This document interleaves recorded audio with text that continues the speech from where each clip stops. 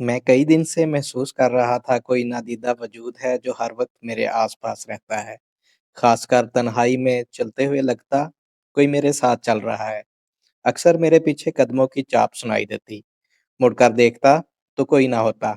घर से बाहर ये एहसास मजीद कभी हो जाता। रात के किसी पहर अचानक मेरी आंख खुल जाती। कमरे से बाहर कदमों की चाप सुनाई देती, जैसे कोई चल फिर रहा है। दरवाज़ा खोलकर देखता तो कोई ना होता। इसके अलावा एक और तब्दीली भी मैंने महसूस की। हर वक्त मेरे इर्द गिर्द गुलाब की महक मौजूद रहा करती। ऑफिस में, घर में, राह चलते हुए मसलसल गुलाब की मशहूर कुन खुशबू मेरे आसपास रहा करती। ये सब मेरे मुल्तान से वापस आने के बाद शुरू हुआ था। हुआ यूं कि हेड ऑफिस ने मुझे मुल्तान भेजा। वहाँ का एक बारी जिम्मेदार हमारे बैंक की ब्रांच में अकाउंट खोलना चाहता था, लेकिन उसके कुछ तहफ़्फ़ुज़ात थे। मुझे उसे मुतमिन करने के लिए भेजा गया था। ज़िला व खानीवाल के निवाह में इसकी सैकड़ों एकड़ अराज़ी थी। मज़कूरा ज़िम्मेदार अली नवाज़ ने सुबह 6 बजे का टाइम दिया था, इसलिए रात को ही रवाना हो गया। बस फराटे भरती जा रही थी। आधी रात का वक्त था, तकरीबन सारे मुसाफिर सो रहे थे। मेरी सीट ड्राइवर के बिल्कुल पीछे थी। दौरान सफ़र मुझे नींद नहीं आती, लेकिन न जाने उस दिन कैसे मुझ पर गनूदगी छा गई। अचानक ड्राइवर ने ब्रेक लगाए। 100 मील फी घंटा से ज्यादा तेज रफ्तार से चलने वाली बस तकरीबन उल्टते उल्टते बची। मेरा सर जोर से ड्राइवर की सीट की पुश से टकराया और आंखों के आगे तारे नाच गए। जो मुसाफिर सो रहे थे वो सीटों से नीचे आ रहे। टायरों के जमीन के साथ रगड़ खाने की जोरदार आवाज के साथ रबड़ के जलने की बू भी महसूस हुई। मुसाफिर ड्राइवर को बुरा भला कहने लगे। बस सड़क के बीचों बीच आड़ी तिरछी रुकी हुई थी। रात का अंधेरा हर सू फैला हुआ था। बस का इंजन बंद होने की वजह से उसकी लाइट्स भी ऑफ हो चुकी थीं। ड्राइवर दोनों हाथ स्टीयरिंग पर रखे हुए साकत बैठा था, जैसे इंसान नहीं पत्थर का मुजस्मा हो। क्या बात है उस्ताद, नींद आ गई थी क्या? मुसाफिर जो सीट से लुढ़क के नीचे जा गिरा था उठते हुए बोला, या नशा कर रखा है? अभी बस उठ जाती तो एक भी जिंदा न बचता। उसने ड्राइवर को डांटा। दीगर मुसाफिर भी ड्राइवर को कोस रहे थे, लेकिन वो सबसे बेनियाज सड़क को घूर रहा था। बस का मालिक पिछली सीट पर सो रहा था। जल्दी से लंगड़ाता हुआ आगे आया। उसने झुककर ड्राइवर के कंधे पर हाथ रखा तो वो यूं उछला जैसे बिच्छू ने डंक मार दिया। फिर खाली खाली नजरों से उसे देखने लगा।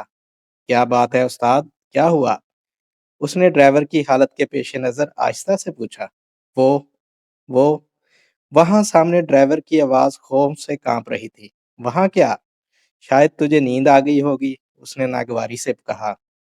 चल पीछे आ जा, मैं चलाता हूँ। कई बार कहा नींद आए तो बता दिया कर, शर्माया ना कर। साईं रमजान, मैं अल्लाह की कसम खाता हूँ मैं जाग रहा था। नींद आए तो मैं कभी ड्राइविंग सीट पर नहीं बैठता। वहां सड़क के दरमियान एक जवान लड़की खड़ी थी। रोशनी पड़ी तो मैंने ब्रेक लगाए, पर मेरे ख्याल में वो बस के नीचे आ गई है। वो बुरी तरह घबराया हुआ था। अल्लाह खैर। रमजान जल्दी से नीचे उतर गया। उसकी देखा-देखी कई मुसाफिर भी उतर गए। मैं भी नीचे आ गया। रात की तारीकी में कुछ देखना मुश्किल था। सड़क के दोनों तरफ शायद खेत थे। अचानक मुझे गुलाब की खुशबू महसूस हुई। मेरा वजूद जैसे मुअत्तर हो गया। शायद करीब ही गुलाब के पौधों का फार्म होगा, मेरे दिल में ख्याल आया। रमजान बस से टार्च निकाल लाया था और इसकी रोशनी सड़क पर डाल रहा था। वो थोड़ी दूर चलकर गया, फिर वापस आ गया। चलो बैठो, कुछ भी नहीं हुआ, उसने मुसाफिरों से कहा और सब बस पर चढ़ गए। खैर, उनके आने पर रमजान ने चलो उस्ताद का नारा लगाया। ड्राइवर ने बस स्टार्ट की तो गर गर की आवाज आई, लेकिन इंजन स्टार्ट ना हुआ। कई बार कोशिश करने पर भी नतीजा वही रहा, सत्यानाश। रमजान बड़बड़ाया। उतरकर उसने बोनट उठा दिया। काफी देर टॉर्च की रोशनी में जायजा लेता रहा। कुछ पुर्जों को उसने ठोक बजाकर देखा। चल उस्ताद, सल्फ मार, उसकी चीखती आवाज बाहर से सुनाई दी। लेकिन हर कोशिश बेसुर साबित हुई। नीचे आकर खुद ही देख इस मुसीबत को, उसने ड्राइवर की खिड़की के पास आकर कहा। दिसंबर का महीना था। यकबस्ता मौसम में बेचारे की कुल्फी जम गई थी। नहीं, नहीं, मैं नीचे नहीं उतरूंगा। मैं सच कह रहा हूँ। सड़क के दरमियान एक नौजवान लड़की खड़ी थी। بریک لگانے کے باوجود بس اس کے اوپر سے گزر گئی۔ اس کی گھبراہٹ کسی طور کم ہونے میں نہیں آ رہی تھی۔ اس بار رمضان بھی پریشان ہو گیا۔ اس نے ٹارچ کی روشنی میں بس کے آگے والے حصے کو غور سے دیکھا۔ جھک کر بمپر کو دیکھنے کے بعد اس کا منہ بن گیا۔ تو پاگل تو نہیں ہو گیا استاد؟ اگر کوئی لڑکی بس سے ٹکرائی ہوتی تو اس کا خون بس کی باڈی پر ضرور لگتا۔ سمجھ میں آئی بات؟ چل نیچے اتر کر انجن دیکھ، میری سمجھ میں کچھ نہیں آ رہا۔ اس نے ڈرائیور کو برا برا بلا کہتے ہوئے نیچے آنے کو کہا۔ مسافروں کے اصرار پر نیچے اتر تو گیا، لیکن خوفزدہ نظروں سے دائیں بائیں دیکھ رہا تھا، جیسے اس لڑکی کی روح اسے بھی کھا جائے گی۔ مالک کے ڈانٹنے پر وہ چلا تو گیا تھا، پر خوف کی اس حالت میں اگر وہ کچھ کرنا بھی چاہتا تو ممکن نہ تھا۔ رمضان نے اس کی سیٹ سنبھال کر انجن سٹارٹ کرنے کی کوشش کی، لیکن لا حاصل۔ مسافر بھی پریشان ہو گئے۔ آدھی رات کا وقت تھا، سڑک ویران، کچھ بھی ہو سکتا تھا۔ اچانک بجلی زور سے چمکی، اس کے ساتھ ہی موسلا دھار بارش شروع ہو گئی۔ مصیبت پر مصیبت، رمضان بڑبڑایا۔ ڈرائیور جلدی سے بھاگتا ہوا اندر آیا، ڈرائیونگ سیٹ کے پاس ٹول نما سیٹ پر بیٹھ گیا۔ کھڑکیاں دروازے بند ہونے کے باوجود یک بستہ ہوا نے کپکپا کر رکھ دیا۔ بس خاص نہیں اور آرام دہ تھی۔ وہ انجن کی خرابی سمجھ سے باہر تھی۔ شاید ڈیڈ بریک لگانے کی وجہ سے کوئی تار وغیرہ اکھڑ گئی تھی۔ وہ دیکھو سامنے، اچانک ڈرائیور زور سے چلایا۔ سب چونک گئے۔ وہ انگلی سے سڑک کی طرف اشارہ کر رہا تھا۔ کیا ہے سامنے؟ کیا پاگل ہو گیا ہے؟ رمضان جو پہلے ہی جنجلایا ہوا تھا، ڈرائیور پر برس پڑا۔ میں سچ کہہ رہا ہوں، بجلی چمکی تو میں نے خود دیکھا، سامنے وہی لڑکی کھڑی تھی۔ وہ خوف زدہ ہو کر سیٹ سے اٹھ کر پیچھے آنے لگا۔ یہ نشہ تو نہیں کرتا؟ ایک مسافر نے ناگوار لہجے میں پوچھا۔ نہیں بھائی، نشہ تو دور کی بات، یہ تو سگریٹ اور چائے بھی نہیں پیتا۔ 5 وقت مسجد میں نماز پڑھتا ہے، رمضان کہنے لگا۔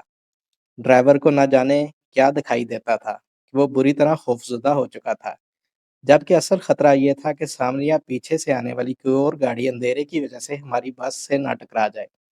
میں نے اس کا اظہار رمضان سے کیا تو وہ ٹارچ جلا کر بس کی پچھلی سیٹ پر رکھ آیا۔ اس کا رخ پچھلی طرف تھا۔ پیچھے کا مسئلہ تو حل ہو گیا، پر سامنے سے ٹکرانے کا خدشہ ابھی بھی موجود تھا۔ ایک مسافر کے بیگ میں ٹارچ تھی، وہ آگے کی جانب لگا دی گئی۔ بارش کا زور ٹوٹنے کی بجائے بڑھتا ہی جا رہا تھا۔ بارش نے طوفان کی شکل اختیار کر لی تھی۔ شام تک تو ایک بادل بھی نہ تھا، اب بارش ہے جیسے آج ہی برسنا ہے اسے۔ ایک مسافر کی بڑبڑاہٹ سنائی دی۔ اللہ کے کاموں میں کسے دخل ہے بھائی، بس دعا کرو، ایک بزرگ نے کہا۔ پھر جس طرح اچانک بارش شروع ہوئی تھی، اسی طرح ختم ہو گئی۔ رمضان جو ڈرائیونگ سیٹ پر بیٹھا ہوا تھا، اس نے غیر ارادی طور پر سیلف میں چابی گمائی تو انجن سٹارٹ ہو گیا۔ اس نے 2-3 بار زور زور سے ریس دی، جیسے انجن کبھی خراب ہوا ہی نہ ہو۔ سب نے شکر ادا کیا۔ اس طرح تقریباً 1 گھنٹے بعد سفر دوبارہ شروع ہوا۔ اب رمضان خود بس چلا رہا تھا، اس نے سپیڈ بڑھا دی تھی، اس لیے 20-25 منٹ کی تاخیر سے بہرحال ہم ملتان پہنچ گئے۔ میں نے رکشہ پکڑی اور مطلوبہ پتے پر جا پہنچا۔ علی نواز نے بڑے پرتپاک سے استقبال کیا۔ پیٹ بھر کے ناشتہ کرنے کے بعد اس سے معاملات طے پا گئے۔ وہ ہمارے بینک کی تحصیل برانچ میں اکاؤنٹ کھولنے پر آمادہ ہو گیا۔ 11 بجے کے قریب میں نے واپسی کی راہ لی۔ دوسرے روز ہیڈ آفس رپورٹ کی تو چیئرمین بہت خوش ہوئے۔ ٹی اے ڈی اے کے علاوہ انہوں نے بھاری بونس بھی دیا۔ میرے کولیگز کا خیال تھا میری پروموشن پکا ہے۔ مذکورہ ذمہ دار کے اکاؤنٹ کھولنے سے بینک کو کافی فائدہ تھا۔ دوسرے دن چیئرمین نے مجھے آفس بلایا۔ میں خوش گیا کہ ابھی پروموشن لیٹر لے کر آتا ہوں، لیکن ہوا اس کے بالکل برعکس، مجھے ٹرانسفر لیٹر ملا۔ چیئرمین کا خیال تھا میری صلاحیتوں کی وجہ سے جس طرح یہ اکھڑ شخص راغب ہوا، اس طرح دیگر ذمہ داروں کو بھی میں اپنے بینک میں اکاؤنٹ کھولنے پر آمادہ کر سکتا ہوں۔ جوائننگ کے لیے مجھے 2 دن دیے گئے تھے۔ اپنی داستان بیان کرنے سے پہلے میں آپ سے متعارف ہو جاؤں۔ میرا نام فاروق احمد خان ہے۔ ایک خوشحال اور خوش قسمت انسان ہوں۔ خوبصورت اور خوبصورت بیوی سائمہ، 2 پیارے پیارے بچے، 7 سالہ احد، 5 سالہ مومنہ، اچھی ملازمت، شفیق ماں، محبت کرنے والے بہنیں اور بھائی۔ مجھے وہ سب کچھ میسر تھا جس کی ہر کسی کو خواہش ہوتی ہے۔ جب میں نے پروموشن اور ٹرانسفر کی خبر گھر آ کر سنائی تو سائمہ جہاں میری پروموشن سے خوش ہوئی، وہاں اس بات نے اسے افسردہ کر دیا کہ سب کو چھوڑ کر جانا پڑے گا۔ بڑے بھائی نے کہا، اس میں پریشانی کی کیا بات ہے؟ سرکاری ملازمت ہے، کچھ عرصہ بعد پھر واپس ٹرانسفر ہو جائے گی۔ 2 دن بعد جوائننگ کے لیے روانہ ہونا تھا۔ لاہور سے مذکورہ شہر 4-5 گھنٹے کی مسافت پر تھا، اس لیے میں نے فجر کی نماز کے بعد روانہ ہوا۔ یوں بھی رات کا سابقہ سفری تجربے نے مجھے محتاط کر دیا تھا۔ تقریباً 11 بجے وہاں پہنچ گیا۔ چھوٹا سا شہر تھا۔ تانگے والے نے لگ بھگ 20 منٹ مجھے لاری اڈا سے بینک کے سامنے پہنچا دیا۔ سٹاف نے نہایت اتفاق سے میرا استقبال کیا۔ سابق مینیجر بزرگ آدمی تھے، اپنی مدت ملازمت پوری کر کے ریٹائرڈ ہو رہے تھے۔ باقی عملہ بھی اچھے لوگوں پر مشتمل تھا، خاص کر کیشیئر عمران محمود تو مجھے بہت اچھا لگا۔ وہ عمر میں مجھ سے 2-3 سال چھوٹا ہوگا، ہنسمکھ اور ملنسار انسان تھا۔ ہم تھوڑی ہی دیر میں بے تکلف ہو گئے۔ دفتر میں میرا پہلا دن بہت اچھا گزرا۔ چھٹی کے بعد عمران اصرار کر کے اپنے گھر لے گیا۔ اس کی بیوی نازش تعلیم یافتہ اور سلجھے ہوئے مزاج کی مالک تھی۔ عمران کے 3 بچے تھے، تینوں بیٹے۔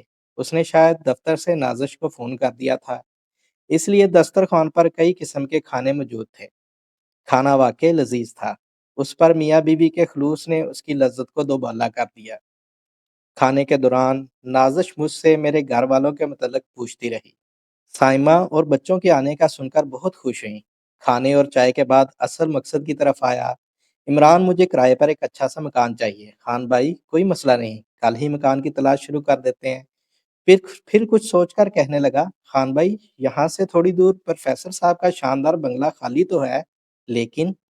اتنا کہہ کر وہ خاموش ہو گیا۔ لیکن کیا؟ میں نے پوچھا۔ کچھ نہیں۔ اس نے ایک نظر نازش اور بچوں کو دیکھا، پھر کہنے لگا، اچھا کل جا کر دیکھ لیتے ہیں، اگر آپ کو پسند آئے تو ان سے بات کر لیں گے۔ کل کیوں؟ آج ہی چلتے ہیں، میں نے کہا۔ ٹھیک ہے خان بھائی۔ وہ فوراً تیار ہو گیا۔ باہر آ کر میں نے پوچھا، تم کچھ کہتے کہتے رک گئے تھے، کیا بات ہے؟ آئیے تھوڑی دیر پارک میں بیٹھتے ہیں، میں آپ کو ساری بات بتا دیتا ہوں، پھر جو آپ کا فیصلہ ہو۔ اس نے سامنے بنے پارک کی طرف اشارہ کیا۔ مجھے اس کے پراسرار انداز پر حیرت تو ہوئی، لیکن اس کے ساتھ چل پڑا۔ شام کا وقت تھا، پارک میں اکا دکا لوگ موجود تھے۔ ہم ایک بینچ پر بیٹھ گئے۔ کچھ دیر کے بعد کہنے لگا، خان بھائی، اس بنگلے کے بارے میں مشہور ہے کہ وہ آسیب زدہ ہے۔ وہاں جو بھی رہائش اختیار کرتا ہے اس کے ساتھ کوئی نہ کوئی حادثہ ضرور پیش آتا ہے۔ عمران، تم بھی کیسی بچوں جیسی باتیں کر رہے ہو؟ آج کل کے ترقی یافتہ دور میں ان باتوں پر کون یقین کرتا ہے؟ میں نے کہا، آپ ٹھیک کہتے ہیں، پر جو کچھ وہاں ظہور پذیر ہوا ہے اسے دیکھتے ہوئے تو… وہ اپنی بات مکمل نہ کر پایا تھا کہ میں نے ٹوک دیا۔ کیا ہوا تھا وہاں؟ میں نے دلچسپی سے پوچھا۔ وہ کچھ دیر کی خاموشی کے بعد کہنے لگا، خان بھائی، زیادہ تو مجھے معلوم نہیں، ہاں کچھ لوگوں سے سنا ہے، وہ آپ کو بتا دیتا ہوں۔ پروفیسر صاحب کا نام مرزا عظمت بیگ ہے، لیکن پکارے وہ پروفیسر بیگ کے نام سے جاتے ہیں۔ ان کے 2 ہی بچے تھے، مسعود اور نورین۔ مسعود امریکہ میں تعلیم حاصل کرنے گیا، پھر وہیں ملازمت اور شادی کر کے مستقل سیٹل ہو گیا۔ نورین سنا ہے نہایت حسین تھی۔ اس کی شادی اس کے خالہ زاد سرجن طاہر سے ہوئی تھی۔ وہ خود بھی خوبرو جوان تھا۔ انہیں چاند سورج کی جوڑی کہا جاتا ہے۔ یہ بنگلہ جو ہم دیکھنے جا رہے ہیں، پروفیسر صاحب نے بڑے چاؤ سے تعمیر کروا کے نورین کے جہیز میں دیا تھا۔ ڈاکٹر طاہر کا خیال تھا کہ اس بنگلے میں اپنا چھوٹا سا ہسپتال بنا لیں گے، لیکن افسوس، زندگی نے ان کو مہلت نہ دی۔ دونوں میاں بیوی اس دنیا سے چلے گئے۔ کیا ان کا ایکسیڈنٹ ہوا تھا؟ میرے پوچھنے پر اس نے نفی میں سر ہلایا۔ نہیں خان بھائی، میں شروع سے سارا واقعہ آپ کو سناتا ہوں۔ نورین اور طاہر شادی کے چند دنوں بعد اسی بنگلے میں شفٹ ہو گئے۔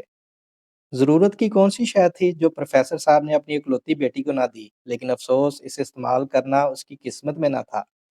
شادی کے کچھ عرصہ بعد نورین کی طبیعت خراب رہنے لگی۔ طاہر ایک قابل ڈاکٹر تھا، اس لیے پہلے تو خود علاج کرتا رہا، لیکن نورین کی حالت دن بہ دن بگڑتی چلی گئی۔ بہت علاج کروایا گیا، کابل سے کابل ڈاکٹر نے چیک کیا، لیکن اس کا مرض کسی کی سمجھ میں نہ آ سکا۔ تھوڑے عرصے بعد نورین سوکھ کر کانٹا ہو گئی۔ وہ ہر وقت بہکی بہکی باتیں کرتی، راتوں کو اٹھ کر زور زور سے چیختی۔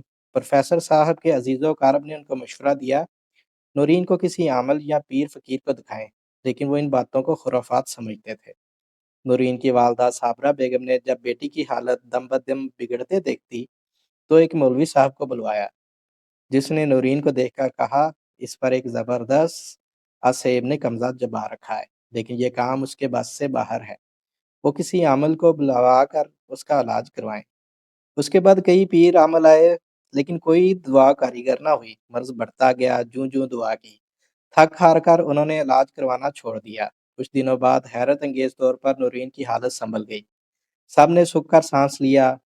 مسز بیگ نے بیٹی کی صحت یابی کی خوشی میں ایک چھوٹی سی پارٹی کا اہتمام کیا، جس میں ان کے عزیز و اقارب مدعو تھے۔ رنگا رنگ تقریب جاری تھی کہ